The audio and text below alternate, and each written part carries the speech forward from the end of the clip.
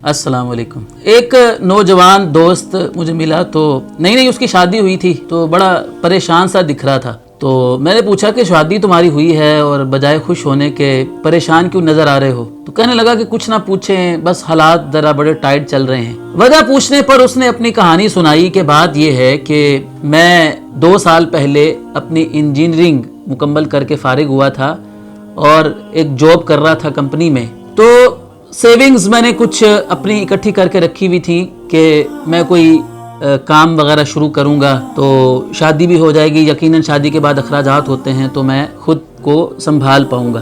जब शादी हुई तो वालिद साहब ने मेरी सारी सेविंग्स मुझसे ले ली और कहा कि मेरा बेटा पहला बेटा है जिसकी मैं शादी कर रहा हूं, तो मैंने अपने बेटे की धूमधाम से शादी करनी है। तो 8 लाख रुपया जो मैंने कई सालों की मेहनत से जमा कर रखा था, अब्बा जान ने वो सारा पैसा मेरी शादी पर लगा दिया। हालांकि मैं चाहता था कि सादे तरीके से शादी कर लूं और लड़की वाले भी इस बात पर राजी थे कि 10-12 लोग आएं और वो निकाह करके ले जाएं, तो वो इस बात पर राजी थे और मैं भी चाहता था कि सादा तरीके से जो है वो शादी हो जाए। लेकिन अब्बा जान ने मेरे सारे पैसे लगवा दिए और अब मैं परेशान इसलिए नजर आपको आ रहा हूं कि मेरे कोरोना की वजह से, लॉकडाउन की वजह से मेरी मुलाजमत भी चली गई है और अब मेरे पास कोई पैसे नहीं है कि मैं अपना घर का सिलसिला जो है वो चला सकूं।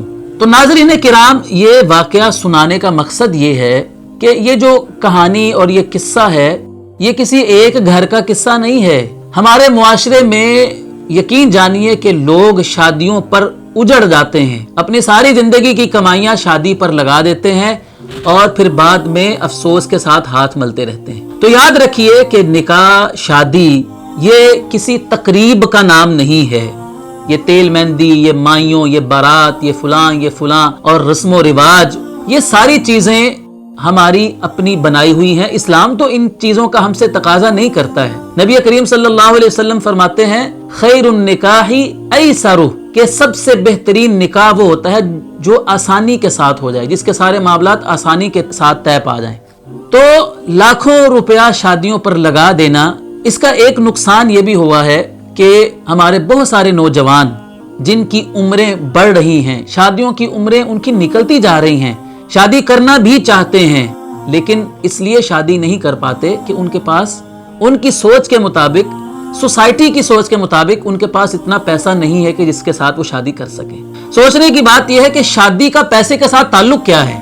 शादी तो एक बंधन है, एक अकद और एक ताल्लुक है एक मर्द और एक औरत का। उन्होंने एक नई जिंदगी की शुरुआत करनी है। अगर एक मर्द शादी से पहले अकेला अगर खाता है तो शादी के बाद उसकी बीवी उसके साथ खाना खा लेगी ना, और उसके बाद चलो बच्चे हो जाएंगे तो उनके अखराजात शुरू हो जाएंगे। लेकिन शादी की तकरीब के ऊपर जो लाखों रुपया लगाया जाता है, ये किस खाते में है? ये सोचने वाली बात है कि शादी की तकरीब पर लाखों रुपया खर्चा करना, कह लीजिए कि किस चीज ने हमें मजबूर किया हुआ है कि हम इतना पैसा लगाएं शादियों के ऊपर? सिर्फ रस्म और रिवाज को पूरा करने के लिए और दुनिया वालों को खुश करने के लिए इतना पैसा लगा देना, ये कोई अक्लमंदी की बात नहीं है। एक मैं आपको सच्ची बात बताऊं कि एक दोस्त ने अभी हालिया दिनों में शादी की, तो शादी पर बड़ा पैसा उन्होंने लगाया। शादी से पहले जब उससे मेरी मुलाकात हुई तो आप उस नौजवान के ये अल्फाज सुनिए। कहता है कि मैंने अपने अब्बा जान से कहा कि अब्बा जान, आपने ये जो इतना पैसा मेरी शादी पर लगाना है ना, सिर्फ मेरी बीवी का जो आपने लहंगा खरीदा है ना वलीमे पर डालने के लिए, वो 2.5 लाख रुपए का है, और जो मैंने बारात पर शेरवानी पहननी है ब्रांडेड, वो 1.5 लाख की है। तो मैंने अब्बा जान से कहा कि ये जो 2.5 और 1.5 लाख, ये जो 4 लाख रुपया है ना, ये आप मुझे दे दें तो मैं और बीवी शादी के बाद उमरा करने के लिए चले जाएंगे। ये 4 लाख रुपए के 2 जोड़े जो हमने सिर्फ एक दिन मैंने और मेरी बीवी ने पहनना है, अगर हम ये इतने महंगे कपड़े नहीं पहनेंगे, किराए के आजकल लहंगे भी मिल जाते हैं, किराए की शेरवानियां मिल जाती हैं, हम उनको पहनकर गुजारा कर लेंगे। लेकिन बाप कहने लगा कि नहीं, मैं किराए के कपड़े अपने बेटे को पहनवाऊंगा। उसने नहीं अपने बेटे की बात मानी और 4 लाख रुपए के जोड़े ही उसने अपना और अपनी बीवी का खरीदा और शादी की। अब बाद में वो 4 लाख जो है वो किसी काम का नहीं है, वो हवा में उड़ गया, 4 लाख जाय हो गया। तो दोस्तों, अल्लाह के वास्ते अपनी नस्ल पर रहम कीजिए और ये फजूल खर्चियां और ये ऐसे अखराजात जिनका कोई भी फायदा होने वाला नहीं है, इनसे हमें खुद को भी बचाना है اور اپنی نوجوان نسل کے بارے میں کچھ سوچنا ہے کہ اگر یہی پیسہ جو شادیوں پر ہم لاکھوں روپیہ برباد کر دیتے ہیں، اگر یہی اپنے بیٹے اور بیٹی کو مستقبل میں اگر ان کے کام آ جائے یہی پیسہ، وہ اپنے پیروں پر سٹینڈ ہو جائیں اور کوئی کاروبار کوئی کام دھندا شروع کر لیں، تو وہ ایک اچھی زندگی گزار سکتے ہیں، بجائے اس کے کہ ہم شادیوں پر اتنا زیادہ پیسہ لگا دیں۔ اور اسلام ہمیں بالکل بھی اجازت نہیں دیتا فضول خرچی کی۔ اسلام نے فضول خرچ کو شیطان کا بھائی قرار دیا ہے۔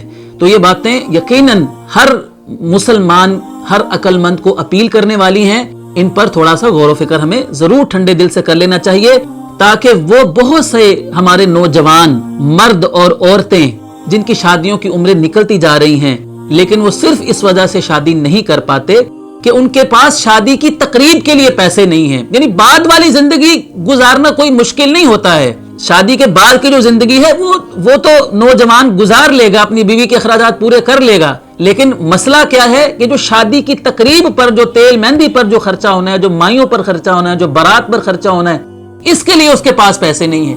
تو ہم سے کس نے کہا ہے کہ ہم لاکھوں روپیہ لگا کر شادی کریں؟ شادی سادے طریقے سے بھی تو ہو سکتی ہے۔ یہ بات غور کرنے کی ہے، ہمیں اس پر ٹھنڈے دل سے ضرور سوچنا چاہیے۔